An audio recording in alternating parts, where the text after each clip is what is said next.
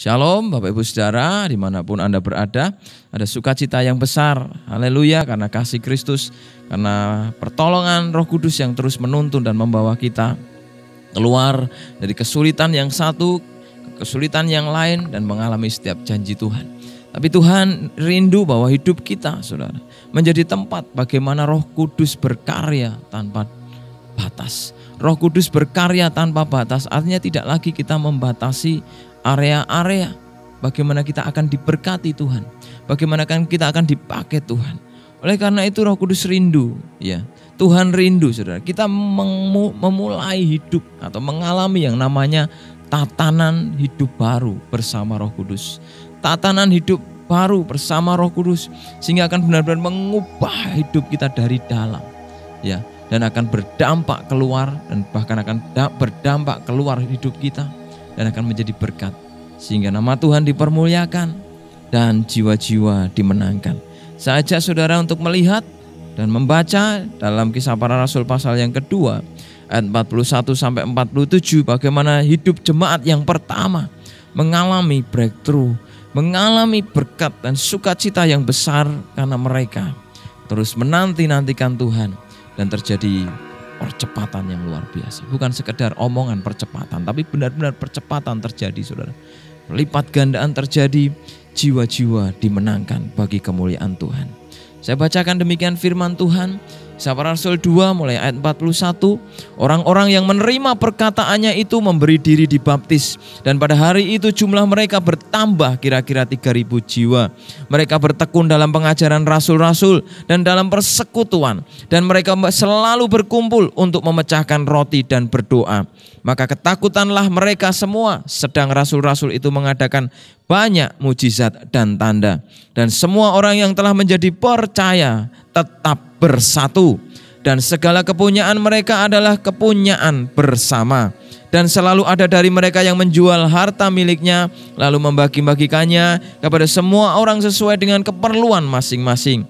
Dengan bertekun dan dengan sehati, mereka berkumpul tiap-tiap hari dalam bait Allah. Mereka memecahkan roti di rumah masing-masing secara bergilir dan makan bersama-sama dengan gembira dan dengan tulus hati, sambil memuji Allah, dan mereka semua disukai orang, dan tiap-tiap hari Tuhan menambah jumlah mereka dengan orang yang diselamatkan. Haleluya. Berita yang luar biasa yang membuat kehidupan orang percaya semakin hairi, semakin rindu untuk mengalami pimpinan Roh Kudus, karya Roh Kudus dalam kehidupan kita semua. Maka Bapak Ibu Saudara yang dikasihi Tuhan, mari kita bersiap bangkit. Sebab seperti tema gereja kita, ya saudara, bagaikan Raja Wali. Anak-anak Tuhan akan dibawa terbang tinggi bagaikan Raja Wali. Raja Wali yang sudah mulai dewasa, mulai besar, mulai komplit, mulai lengkap, bahkan sudah lengkap, ya, semua organ tubuhnya pada akhirnya yang akan bisa kuat terbang. Dan kemudian Raja Wali di fase kedua yang mengalami transformasi, ya saudara, transformasi dia yang akan lebih kuat lagi. Karena apa? Bukan hanya dia punya kekuatan secara fisik, tapi dia juga punya pengalaman hidup 40 tahun sebagai Raja Wali muda, dan kemudian menjalani 40 atau berapa tahun kemudian sebagai orang burung yang berpengalaman untuk menaklukkan badai. Bapak Ibu Saudara, mari kita rindu alami apa yang dialami jemaat mula-mula. Ketika Pentakosta atau Roh Kudus dicurahkan, maka saudara, Roh Kudus, Tuhan Yesus membaptis Roh Kudus, ya, roh kepada para muridnya, dan murid-murid dan juga 120 orang yang menanti-nantikan di Yerusalem. Mereka mengalami hal yang luar biasa. Salah satunya Petrus kemudian berdiri dan berkhotbah. Ya, orang yang begitu sederhana, yang biasa-biasa, tapi kemudian ketika dia berkhotbah menurut Roh Kudus, ya saudara, menurut Roh Kudus, ya, bukan menurut karpe dewe, saudara, maka itu akan membawa dampak yang besar. 3.000 jiwa dimenangkan, dan saudara, hari itu 3.000 itu memberi diri dibaptis. Ya, ada banyak cara Tuhan memakai kehidupan orang percaya. Tapi hari itu yang kita lihat 3.000 orang yang menerima Yesus, mereka bertekun dalam pengajaran yang rasul. Judul perikopnya saja dalam Lembaga Alkitab Indonesia terjemahan baru dikatakan cara hidup jemaat yang pertama. Ya. Cara hidup, tatanan hidup jemaat yang pertama. Saudara, orang yang mau dipakai Roh Kudus tentu dia tidak hanya ingin melakukan perkara-perkara yang besar. Ya. Hal-hal yang besar harus kita lakukan, saudara. Sudah dipakai Tuhan makin luar biasa harus. Ya. Karunia ditambahkan, dikembangkan, talenta ditambahkan, dikembangkan, harus makin besar. Itu baik, tapi juga yang namanya yang dari dalam mengubah hidup kita, ya. Sebab kita nggak tahu kapan pencobaan, ya. Bahkan bukannya hanya jemaat, banyak hamba Tuhan jatuh, ya. Kalau diekspos itu banyak yang amburadul, saudara, ya. Kalau mau jujur-jujuran, jatuh karena tidak seimbang. Tapi Roh Kudus mau menata secara seimbang kehidupan orang-orang percaya sehingga terjadi kesatuan gereja. Ya, tidak ada keegoisan, kesombongan, semua bekerja sama sesuai panggilan. Tetapi juga akhirnya membawa dampak, jiwa-jiwa diselamatkan, makin bertumbuh luar biasa menjadi murid Tuhan. Mari saudara rindukan pekerjaan saudara, mengalami karya Tuhan yang dahsyat, sehingga engkau dapat memenangkan jiwa dalam pekerjaanmu, dalam studimu, dalam pelayananmu, dalam masyarakat yang Tuhan percayakan dalam hidup saudara. Maka saudara, yang pertama saudara, ya kita harus senantiasa yang namanya taat, saudara. Ketaatan adalah kunci untuk mengalami berkat Tuhan. Ketaatan total adalah kunci untuk mengalami pimpinan Roh Kudus secara luar dalam, saudara, dalam kehidupan kita. Maka ketaatan itu harus apa, saudara? Harus ada di dalam ketekunan dalam membangun perkara-perkara atau kebiasaan-kebiasaan rohani. Ya. Waktu kita membangun perkara-perkara rohani, kebiasaan-kebiasaan rohani, kita harus senantiasa taat.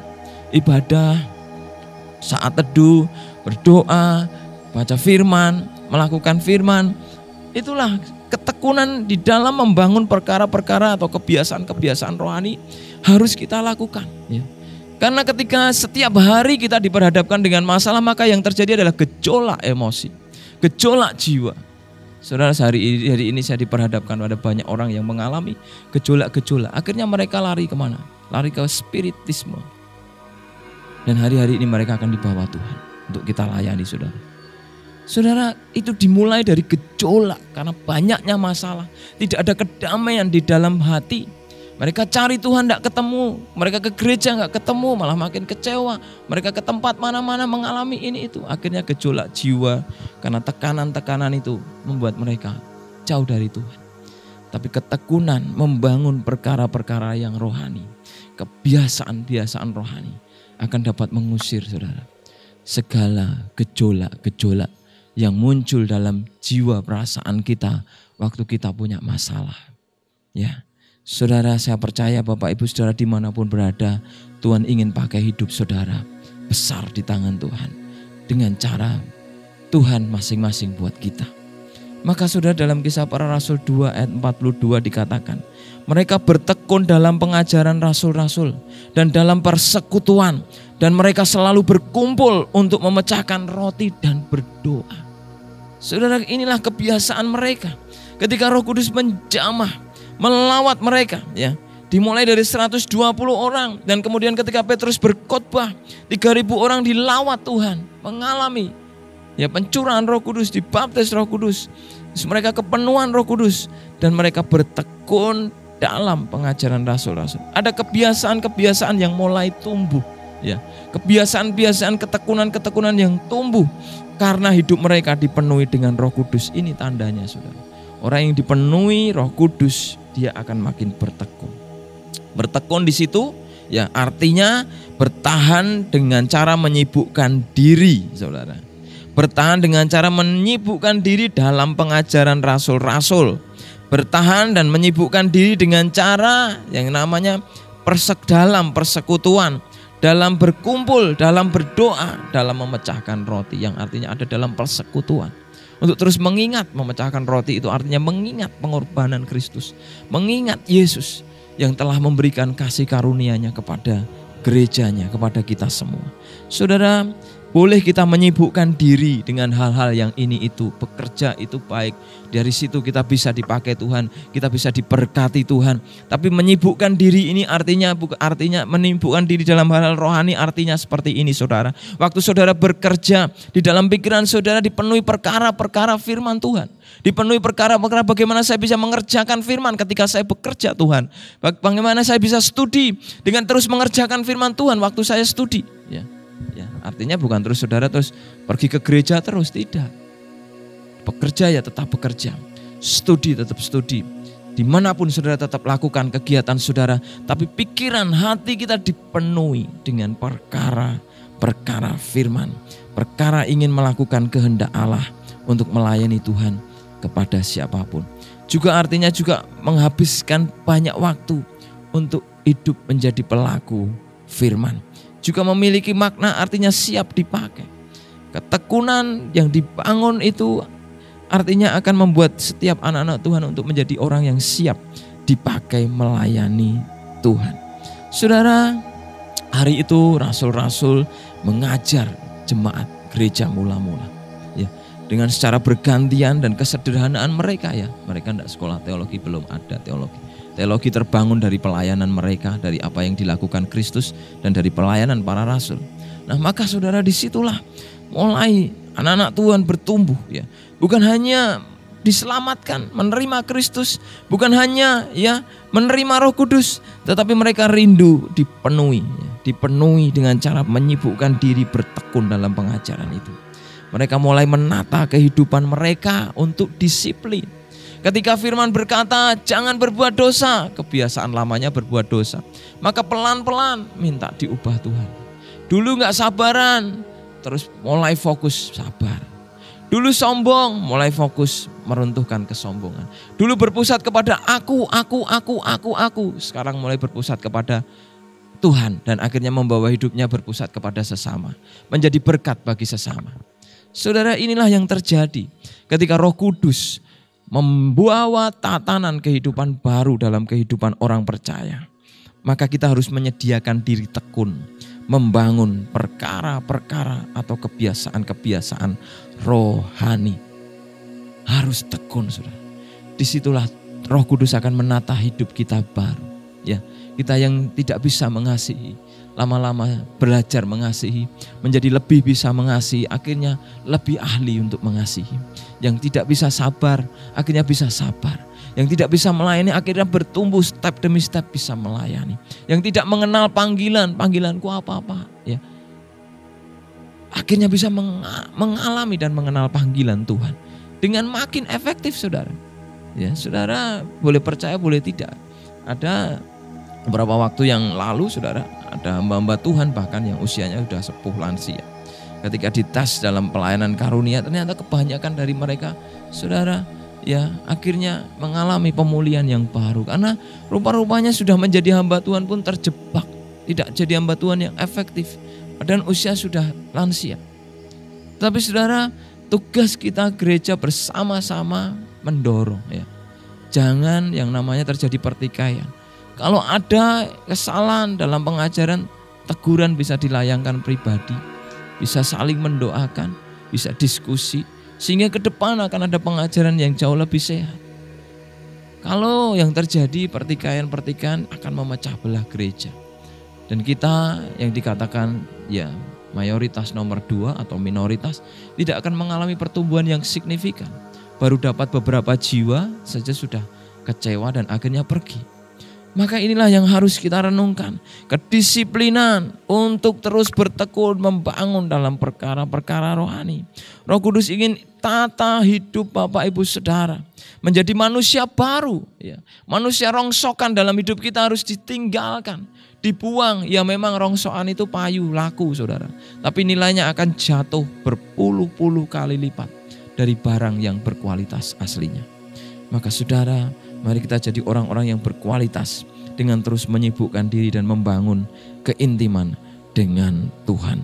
Berhubungan intim, karib, persekutuan dengan Tuhan seperti sahabat. Saudara.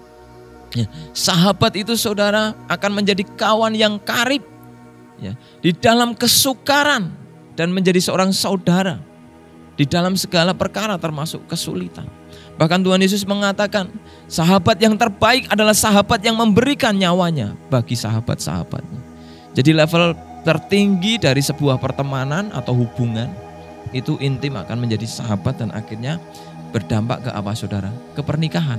Ya, banyak pernikahan-pernikahan gagal, banyak pernikahan-pernikahan yang retak. Kenapa? Karena pasangan-pasangan tidak mau jadi sahabat bagi pasangannya. Dilukai bales. Kalau sahabat dilukai mengerti, memahami. Ya, maka saya dorong saudara, selalu di dalam konseling nikah jadi sahabatnya. Kalau kau dilukai jangan balas, beri tempat. Maka sahabat yang paling tinggi adalah yang memberi bahkan nyawanya untuk sahabatnya, seperti Tuhan Yesus. Kalau lahir persahabatan, kasih-kasih yang membangun seperti ini saudara, saya percaya hubungan keluarga kita makin indah, diberkati Tuhan luar biasa. Hubungan dalam pelayanan terjadi persahabatan, ya, akhirnya makin indah, dahsyat dipakai Tuhan. Tidak ada keretakan, ya. Kalau kita tidak punya sifat spirit sebagai seorang sahabat, ya, kita dilukai istri kita akan balas. Kita akan balas dan lain sebagainya. Atau mungkin nggak balas, neng mikir atau doake yang lain yang negatif.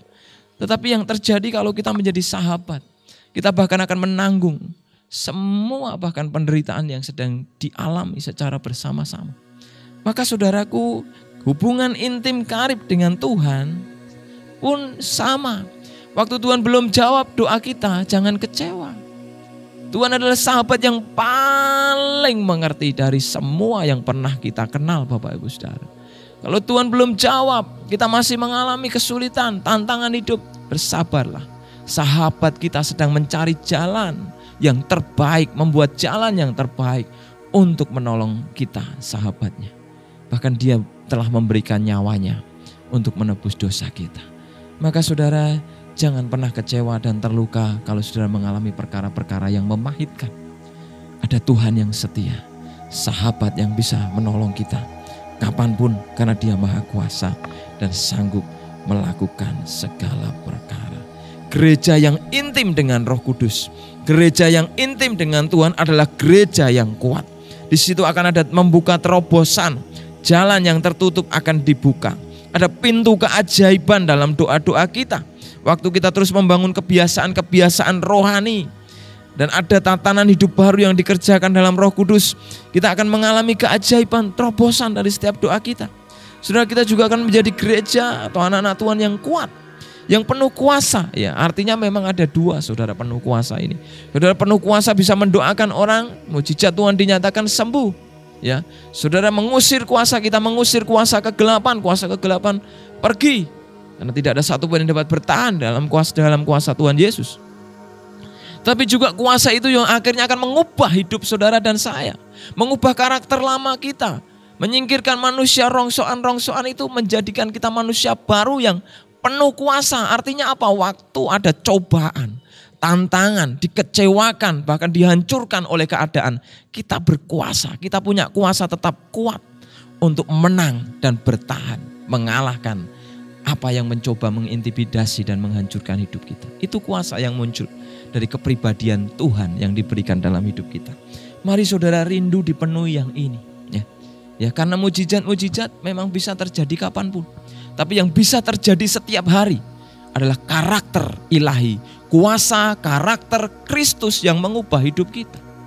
Kita nggak tahu kapan kita ngeblank dan akhirnya bisa jatuh. Siapapun bisa saudara. Saya pun hamba Tuhan bisa jatuh kapanpun. Tapi kalau kita mau dibentuk, ditata Roh Kudus, kuasa itu akan mengalir tiap hari. Ya, diincer, ya mungkin digoda-goda, mau coba dihancurkan rumah tangga kita. Ya iya, disasar saudara. Hamba Tuhan itu kan pasti iblis akan menyasar rumah tangga hamba Tuhan. Kalau nggak hati-hati, kalau kita tidak punya kuasa yang bersumber dari karakter ilahi Kristus, mau menggunakan dalam nama Yesus tidak bisa saudara. Karena kita sudah berdosa dulu, pikiran sudah negatif. Akhirnya jatuh. Tapi Tuhan akan tolong kita. Gereja yang kuat adalah gereja yang berdoa. Gereja yang ada keintiman dengan Tuhan. Gereja yang akan senantiasa dibangkitkan kuasa di dalam dirinya. Sehingga tidak terjadi kemacetan. Tidak stagnasi. Mari kita berjalan dalam pengurapan Roh Kudus, dalam pimpinan Roh Kudus, sehingga waktu kita mengalami kemacetan, kita akan bangkit kembali, saudara. Ya, saya rindukan komsel-komsel bangkit lagi, persekutuan-persekutuan bangkit lagi, doa-doa saudara mulai ditingkatkan kembali. Saudara akan mengalami di situ, saudara. Dalam hadirat Tuhan mujizat bisa terjadi, breakthrough bisa terjadi, pemulihan dalam keluarga kita bisa terjadi. Bahkan dalam survei, saudara, kalau pasangan ya suami istri itu berdoa, ada keintiman atau persekutuan dan termasuk juga komunikasi, sharing bersama, saudara, itu yang meningkatkan hubungan yang makin dekat dan yang mengurangi kerentanan masalah yang bisa mengakibatkan banyak hal dalam keluarga. Maka mulai bangun keintiman dengan keluarga kita, sehingga kita akan mengalami produktivitas manusia rohani yang meningkat, bukan impoten, tetapi makin kuat untuk menjalani kehendak Tuhan dalam kehidupan kita. Sehingga kita akan menjadi gereja anak-anak Tuhan yang subur, yang berbuah lebat pada musimnya, dan dipakai Tuhan, diberkati luar biasa untuk menjadi berkat. Yang kedua, saudara, yang terakhir, bagaimana kita bisa mengalami tatanan hidup baru bersama Roh Kudus, pimpinan Roh Allah, yaitu adalah ada kesehatian, saudara. Di situ dikatakan, saudara, ya, dengan bertekun dan dengan sehati mereka berkumpul tiap-tiap hari dalam bait Allah. Mereka memecahkan roti di rumah masing-masing secara bergilir dan makan bersama-sama dengan gembira dan dengan tulus hati. Ya, ada kunci tulus hati di situ. Ya, bukan cuma bertekun aja, tetapi juga ada kata, saudara, tulus hati, sehati, tetapi juga ada tulus hati, sambil memuji Allah, dan mereka disukai semua orang. Dan tiap-tiap hari Tuhan menambah jumlah mereka dengan orang yang diselamatkan. Haleluya. Terpujilah Tuhan. Ada kesehatian dalam diri kita. Kita mulai membuka diri terhadap orang lain. Kita mulai membuka diri terhadap kepentingan-kepentingan luar yang bukan hanya sekedar untuk keuntungan kepentingan kita. Kebersamaan, kesehatian, ada rasa sevisi, setujuan dan sepenanggungan serta sepikiran. Artinya, saudara, memiliki iman dan perspektif atau cara pandang yang sama. Cara pandang yang sama, tujuan yang sama, yaitu menjadi murid Kristus. Ya, karena perintah Tuhan kan jelas, saudara. Ya. Pergilah, jadikanlah semua bangsa muridku, dan baptislah mereka dalam nama Bapa, Putra, Roh Kudus. Ya, saudara, dan seterusnya. Setelah menerima karya keselamatan, akhirnya dibentuk, ditempa menjadi murid Kristus. Maka ketika menjadi murid Kristus, saudara, selain belajar dalam pengajaran ya, firman Tuhan, tapi juga ada kesehatian.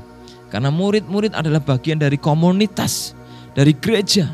Yang membentuk gereja adalah murid-murid Tuhan, yang di dalamnya akan diikat, saudara. Nah, firman Tuhan mengatakan kasih akan menjadi pengikat, pelengkap yang menyempurnakan dan menyatukan. Ada hati yang mengasihi ketika kita memiliki sikap kesehatian. Waktu kita sepikir, sevisi, setujuan, jangan ya saudara, ide kita sendiri yang terus muncul ya. Ya mungkin kita memang bisa lewat apa saja, mungkin kita berdoa sudah mendapatkan sesuatu juga bisa, tetapi mari kita bangun kesehatian ya. Ya, karena memang pada prakteknya ya butuh banyak hal, butuh ide bersama, butuh kreativitas bersama, sehingga ketika kita sehati, maka pelayanan-pelayanan atau apa yang kita kerjakan akan makin bertumbuh ya. Di gereja, pelayanan gereja akan makin bertumbuh. Dalam pekerjaan pun sama, ketika kreativitas, inovasi bersama diwadahi, diberi tempat, ditampung, dikembangkan bersama, maka pekerjaan itu akan berkembang. Sama studi pun, cara saudara belajar, kalau saudara mengembangkan belajar, mungkin belajar kelompok, dan belajar kelompok enggak sifatnya monoton, mungkin saudara kembangkan lewat latihan kreativitas A, B, C, D, E, F, G, H. Saudara akan mengalami peningkatan kecerdasan. Kemudian dalam usaha saudara pun sama, pelayanan juga sama. Maka mari kita sehati sepikir dengan ketulusan hati dan dipenuhi kasih Tuhan. Ya, dipenuhi kasih Tuhan. Tuhan bisa memakai banyak anak-anak Tuhan untuk melayani, tetapi kita harus diatur ya. Bicara soal kesehatian ya, bicara soal sevisi setujuan dalam komunitas, dalam organisasi, kita harus diatur. Tuhan bisa pakai kita dengan karunia yang mungkin lebih tinggi, lebih besar dari yang lain kelihatannya, atau memang dikasih Tuhan. Tetapi hidup di dalam kebersamaan kuncinya harus bisa diatur, ya. Harus bisa didisiplin, harus bisa disinergikan sehingga pelayanan menjadi efektif dan progresif. Kesatuan gereja adalah goal, tujuan yang sulit terlaksana. Namun tidak ada yang mustahil bagi Tuhan kalau kita mau ditata oleh Roh Kudus. Ini adalah salah satu doa Tuhan, kesatuan. Tuhan Yesus menangis menghadap Bapa, berdoa salah satunya untuk kesatuan gerejanya. Satukan mereka seperti kita satu. Bapa, Anak, Roh Kudus adalah satu. Gereja harus bersatu. Ketika Bapa, Putra, dan Roh Kudus menjadi satu, yang mengikat kesatuan itu adalah kasih, kesempurnaan, dan lain sebagainya apa yang dimiliki Tuhan. Karakter-karakter ilahi. Tapi yang muncul, yang paling terutama di situ adalah kasih. Kasih yang mengikat hubungan gerejanya. Kasih yang akan membuat kita menyatu dan menggenapi doa Tuhan. Doa Tuhan yang sulit kita genapi adalah ketika kita saling mengerti, saling peduli, terjadi kesatuan. Waktu ego kita masing-masing, kita punya rencana karena panggilan berbeda-beda ya saudara. Panggilan Tuhan kadang berbeda kalau kita di dalam pelayanan yang saya amati saudara. Ya, panggilan berbeda. Satu pengen nginjil, satunya memuridkan, satunya ngurusi gereja, menggembalakan, satunya ini. Itu nggak kelihatan gini, itu nggak kelihatan gini. Nanti kalau kita tidak satu, salah satu akan kelihatan menonjol, yang lain kelihatan akan direndahkan. Tapi padahal itu pekerjaan bersama, pelayanan bersama. Maka mari bersinergi saudara. Waktu kita tahu panggilan dan kita concern dengan panggilan masing-masing, dan kemudian berkoordinasi bersama, maka di situ akan hal-hal yang mujizat hal yang luar biasa akan terjadi di dalam perkara, dalam pelayanan kita saudara. Gereja akan bersinergi membentuk gereja yang mengasihi jiwa-jiwa dan memenangkan jiwa-jiwa bagi kemuliaan Tuhan. Mari tunduk kepada pemimpin ya, karena kalau mau diatur kita juga harus tunduk kepada pemimpin ya. Kemudian kita juga harus saudara bersama-sama ya dalam koordinasi, dalam pengaturan, atau ada pembicaraan, ada banyak sharing-sharing untuk membicarakan kemajuan-kemajuan bersama ya, sehingga akan terjadi peningkatan yang signifikan ya. Saudara, panggilan orang percaya adalah mewujudkan kesatuan gereja tadi saya sampaikan. Saudara, kita harus merelakan bahkan milik kita untuk kepentingan bersama pekerjaan Tuhan. Ya, di dalam keluarga itu menjadi contoh ya, menjadi contoh. Seorang suami akan memberikan semua keuangan yang dia punya agar keluarga, gereja di dalam keluarganya ya bertumbuh luar biasa. Tidak terus simpen dewe, nabung dewe, terus akhirnya nyimpeni yang lain dan terjadi hal-hal yang tidak baik. Tapi kalau keuangan dikelola transparan bersama, maka saya percaya Tuhan pun akan menambahkan jumlah berkat yang begitu berlipat kali ganda. Karena apa? Gereja di dalam keluarga saudara dipercaya Tuhan. Maka sama secara komunal gereja kita juga ada dalam pelayanan saudara. Mari bangkit untuk melayani Tuhan. Dan kalau saudara mulai mendaftarkan diri atau mau berkembang di dalam pelayanan, pastikan siapkan hati kita agar sehati, sepikir, setujuan. Waktu ada ketidakcocokan saudara muncul dari teman sekerja, dari aturan pelayanan ya, atau ini dan itu. Jangan kembangkan sikap sakit hati. Jangan kembangkan sikap terus kemudian membawa kemana-mana. Tapi mari belajar untuk berkoordinasi bersama. Sehingga hal-hal aturan-aturan mungkin yang sudah tidak relevan lagi ya. Tidak semua aturan kan berasal dari firman, tapi dari hikmat manusia.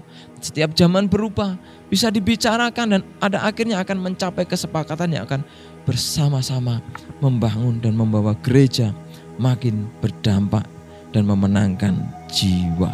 Ya, saudara, mari rindu melayani ya. Menyibukkan diri dalam memiliki hati yang melayani Tuhan. Dimanapun ada hati melayani, kita akan sibuk melayani. Waktu kita bekerja, pekerjaan kita tidak berorientasi untuk saudara hanya sekedar uang, tetapi orientasi kita akan sibuk karena kita melayani. Sibuk untuk berbagi, melayani. Disitulah akan tercurah kasih Tuhan dinyatakan. Tetapi ketika kita tidak sehati, maka akan terjadi keretakan, saudara. Ya, pelayanan akan mulai stagnasi, menurun. Tidak lagi muncul, Pak, komsel saya sudah tidak ada lagi dan tidak ada. Ya mungkin karena pandemi juga bisa, tetapi perlu dievaluasi lebih lanjut. Dan kebanyakan kegagalan gereja atau komunitas atau pekerjaan karena tidak adanya kesatuan. Bangsa terpecah, bangsa yang kuat dan besar terpecah, tidak ada kesatuan. Proyek-proyek gagal, tidak ada kesatuan. Satu mau ambil keuntungan sendiri, satu mau bawa lari ke sana ke sini. Saudara, tidak ada kesatuan, tidak ada kesehatian, akan terpecah dan tidak akan bisa mencapai sasaran yang sudah Tuhan tentukan dalam kehidupan kita. Tidak akan bisa mencapai berkat Tuhan yang sudah Tuhan berikan dalam kehidupan kita. Mari kita memiliki sikap kesehatian, mengembangkan sikap saling mengasihi, saling peduli satu dengan yang lain, sehingga gereja akan berkembang. Saudara, dari cerita-cerita ini bertumbuh pengalaman-pengalaman rasul-rasul, saudara. Rasul-rasul akhirnya mengalami tantangan. Gereja yang sudah ribuan orang jumlahnya, akhirnya saudara, mereka dianiaya oleh pemerintah Yahudi, oleh pemimpin-pemimpin agama Yahudi, tapi juga pemerintahan Romawi. Kemudian menimbulkan satu tekanan, ya gereja yang sudah bersatu kuat ini dihantam dengan yang namanya, istilahnya dipecahkan, berusaha dipecahkan dengan cara bukan dari dalam tapi dari luar. Dengan cara apa? Penganiayaan. Gereja harus berpisah. Ya, kalau kehendak Tuhan itu menghantamnya penganiayaan yang dari luar, saudara. Gereja berpisah bukan karena kehendak manusia tapi kehendak Allah. Tapi akhirnya Samaria dimenangkan. Akhirnya Yudea dimenangkan. Akhirnya ujung-ujung bumi dimenangkan. Karena perpisahan itu berasal dari kehendak gereja. Tapi kalau perpisahan itu dari kehendak manusia, saudara, pecah ya tidak akan ada pertumbuhan lagi. Karena dari ego manusia. Jangan takut, ada tantangan, ada kesulitan. Tapi juga ada berkat yang besar. Dan upah kita besar di sorga. Kalau kita rindu, jiwa-jiwa dimenangkan bagi kemuliaan nama Tuhan. Ada banyak orang yang dibawa kepada Tuhan. Ada kesatuan yang kuat di gereja mula-mula. Saudara, Petrus pernah buat kesalahan, ditegur Paulus yang biasa-biasa, ya, yang waktu itu belum naik daun, baru mulai melayani Tuhan, mulai diangkat sedikit demi sedikit. Namun levelnya tidak selevel Petrus yang rasul besar hari itu. Tetapi Petrus dengan merendahkan diri, dia berkata, aku salah. Dia bertobat, saudara. Dan Petrus makin dipakai luar biasa sampai akhir hidupnya. Ini satu contoh yang luar biasa. Ketika gereja merendahkan hati, ketika kita rendah hati, bahkan terjadi pemulihan, terjadi mujizat. Dan Alkitab katakan waktu kita rendah hati, Tuhan tinggikan kita. Tuhan angkat hidup kita naik untuk terus memuliakan nama Tuhan.